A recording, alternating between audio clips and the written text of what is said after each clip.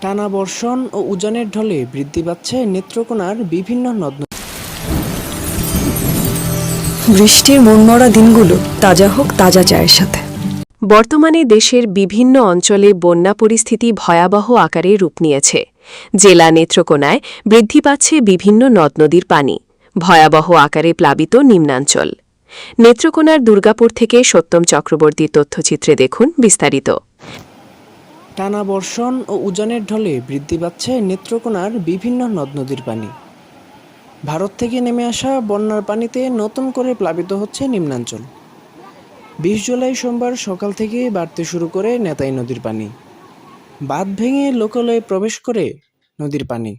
স্থানীয় সূত্রে জানা গেছে, নদীর পানি হঠাৎ বৃদ্ধি পাওয়ায় নিম্নাঞ্চলের মানুষ চরম বিপাকে পড়েছেন। পানিবন্দী হয়ে পড়েছেন অনেকেই। ঘরবাড়িতে পানি ঢুকে পড়ায় রান্নাবান্না ও দৈনন্দিন কাজ ব্যাহত হচ্ছে। স্থানীয় এক ভুক্তভোগী জানান, হঠাৎ এভাবে পানি বাড়বে বুঝতে পারিনি। এখন রান্না করার জায়গাটুকুও নেই।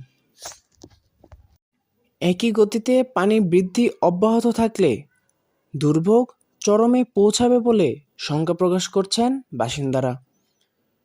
নেত্রকোনার দুর্গাপুর থেকে সত্যম চক্রবর্তী, এটিভি সংবাদ।